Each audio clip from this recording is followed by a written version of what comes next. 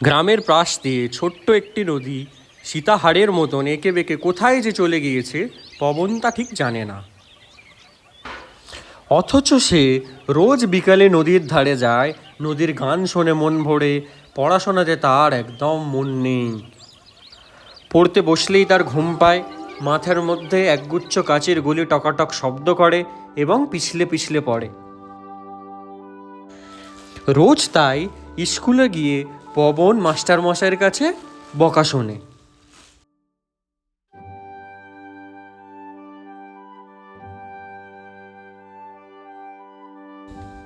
এই পবন, তুই পড়া কেন করে আসিস নি? তুই কোন সাহসে পড়া না করে স্কুলে এসছিস? তোকে দেখ আমি আজকে কি শাস্তি দিই, তোর বাবাকে জানাবো। স্কুল থেকে কমপ্লেন এলো পড়াশোনা করছিস না। কি করছিস?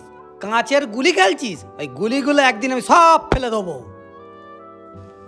এখন থেকে যদি ঠিক করে পড়াশোনা না করিস তোকে হোস্টেলে পাঠিয়ে দেবো।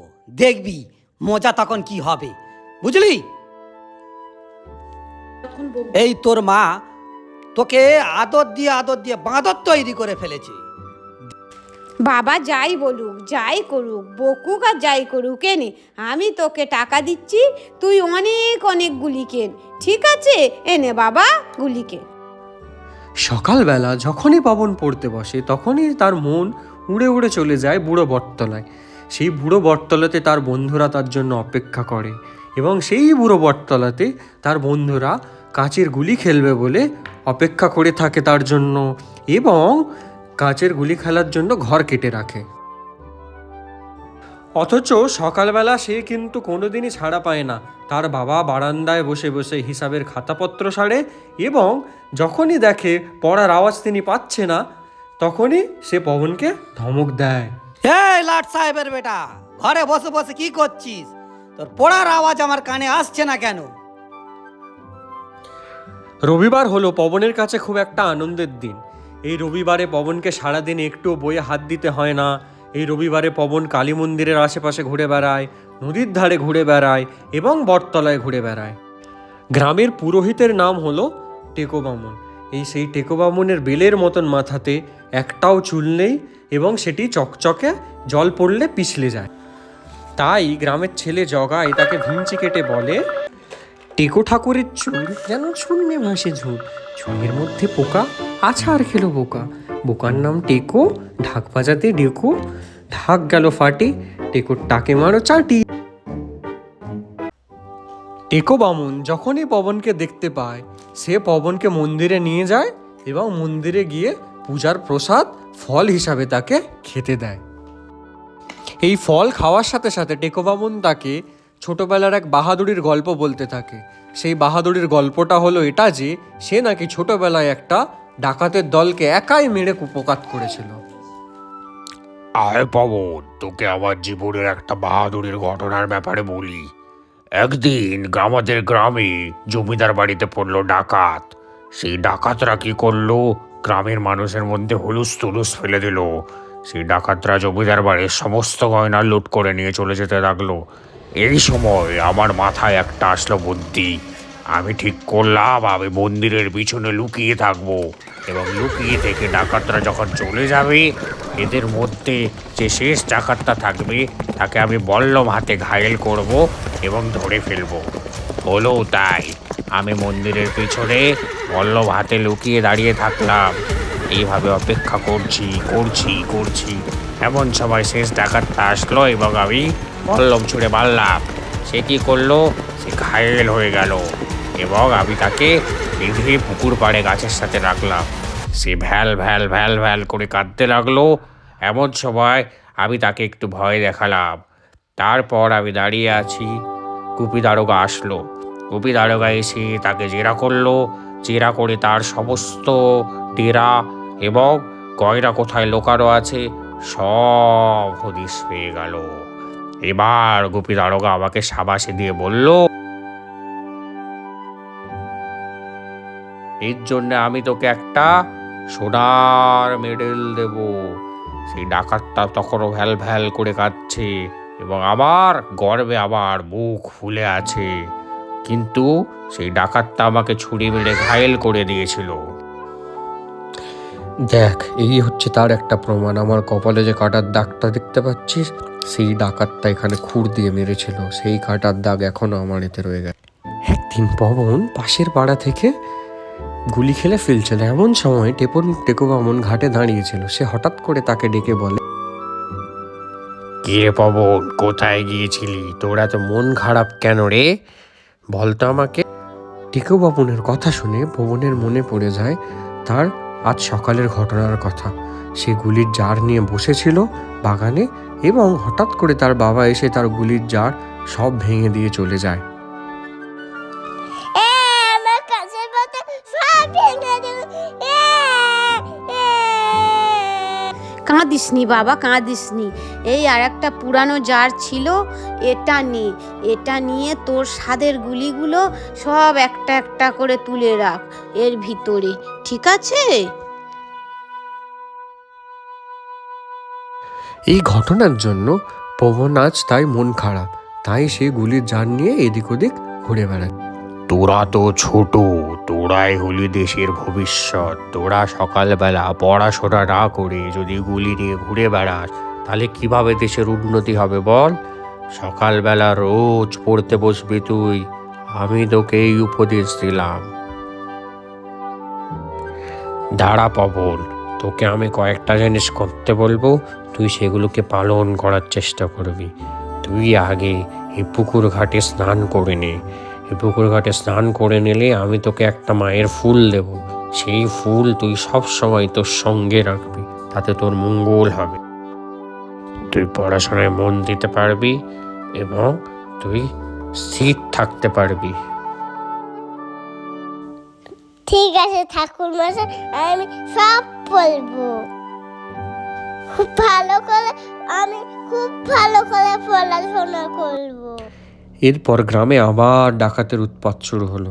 সেই উৎপাতের ফলে দুটো ডাকাতের নজর পড়ল গ্রামের মন্দিরের গয়নার ওপর। একদিন রাতে তারা চুপি চুপি পায়ে মন্দিরে গেল। সন্ধ্যার কত মালটু দেখো, এত মালটু যদি আমরা লুট করে নিয়ে যেতে পারি না, আমাদের জীবন পুরো পুষে যাবে। হ্যাঁ রে কালুয়া, তুই একদম ঠিক বলেছিস। আমাদের এইগুলো যদি নিয়ে যেতে পারি না, আমাদের জীবনটা পুরো হয়ে যাবে। চল চল তাড়াতাড়ি চল, এখানে কেউ নেই এখন, আমরা এইগুলোকে নিয়ে এক্ষুনি এখান থেকে উধাও হব। তারপর একদিন সকালবেলা টেকো বামন মন্দিরে আসে। মন্দিরে এসে দেখে মায়ের যে দুটো গয়নার বাক্স ছিল, সেই বাক্স দুটো একদম আর নেই, পুরোপুরি নেই, কেউ নিয়ে চলে গিয়েছে। এরপরে টেকো বামন মন খারাপ করে কাঁদতে কাঁদতে বলে, মায়ের সমস্ত গয়না কে লুট করে নিল? আমার কালী মায়ের গয়না কে লুট করে নিল? তারপর টেকো বামনের খুব মন খারাপ হয়ে গেল। সে না পূজা করতে পারছে, না বাড়িতে কিছু খেতে পারছে, সারাদিন কিছুই করতে পারছে না। একদিন তারপর টেকো বামন ঘরে গিয়ে নিজের সোনার মেডেলটা দেখতে পায়, যেটা সে কিনা অনেক বছর আগে পড়েছিল। এবং সেই মেডেলটা দেখে তার হঠাৎ করে মাথায় আসে।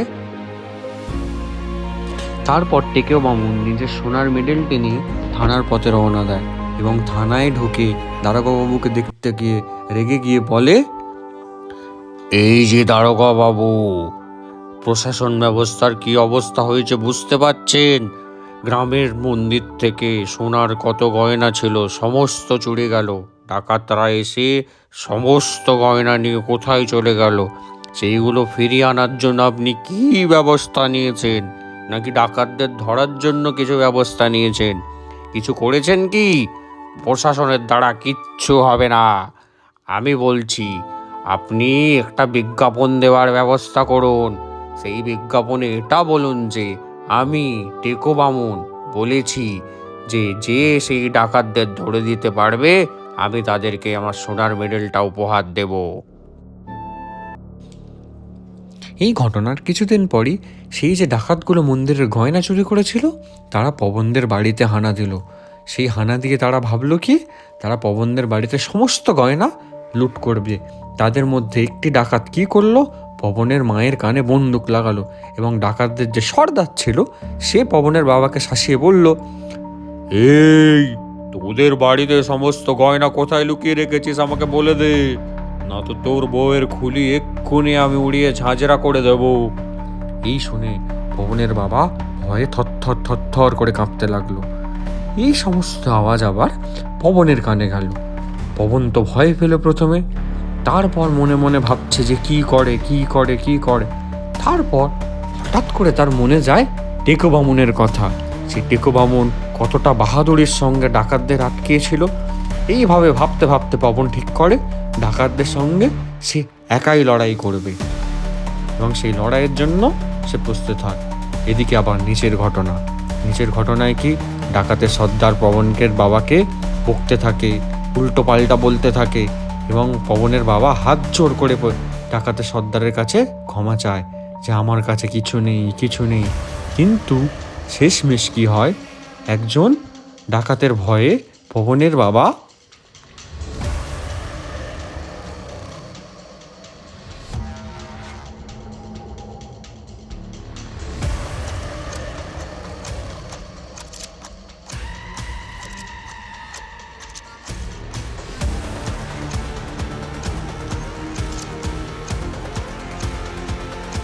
এই, আলমারির দরজাটা তাড়াতাড়ি খুল, এদের যত গয়না আছে সমস্ত একটা পোটলাতে ভরে ফেল, না তো তোর গলা এক্ষুনি ছুরি দিয়ে নামিয়ে দেব।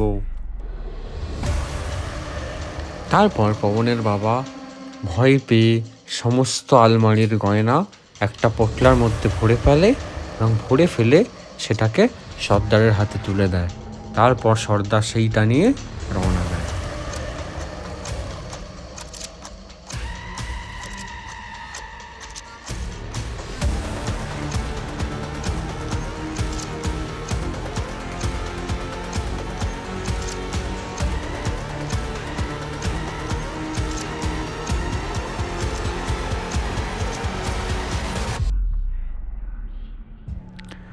এ কালুয়া, এদের বাড়িতে অনেক মাল্টো ছিল রে, জানিস? এদেরকে ছেড়ে দে, সমস্ত গয়না আমরা লুট করে নিয়েছি। তাড়াতাড়ি এখান থেকে ফুরত হয়ে যায়, আবার আমাদের অন্য মাল্টো খোঁজার জায়গা খুঁজতে হবে। এই বলে ডাকাতের সর্দার এবং তার চেলা পবনদের বাড়ির থেকে বেরিয়ে যাবে বলে হাঁটতে থাকে। কিন্তু সেই ডাকাতদের জানাও ছিল না তাদের সাথে কি হতে চলেছে। পবন এদিকে ফন্দি এঁটে আলমারির পিছনে গুলির জার নিয়ে লুকিয়ে আছে। সে কি করলো, সেই গুলির জার থেকে একগুচ্ছ দুগুচ্ছ গুলি নিয়ে মেঝেতে ছড়িয়ে দিল। এবার ডাকাতরা ধীরে ধীরে হাঁটতে যাচ্ছে। এইভাবে যেতে হঠাৎ করে সেই গুলির উপর পা পিছলে তারা পড়ে গেল। পড়ে যেতেই পবন তার বাবা মাকে হাঁক দিল এবং তার বাবা মা দৌড়ে দুটো লাঠি নিয়ে ছুটে এলো।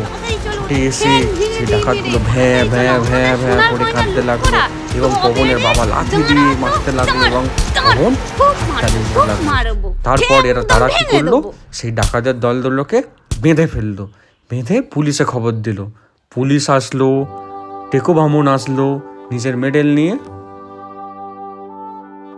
পুলিশ এসে ডাকাতদেরকে খুব কঠোরভাবে জেরা করলো এবং ডাকাতরা ভয়ে মন্দিরের সমস্ত গয়নার হদিশ পুলিশকে বলে দিল। তারপর দারোগা বাবু টেকো বামুনকে অনুরোধ করলো যে পবনের বাহাদুরির জন্য নিজের মেডেলটা পবনের গলায় যেন সে পরিয়ে দেয়। টেকো বামুন তাই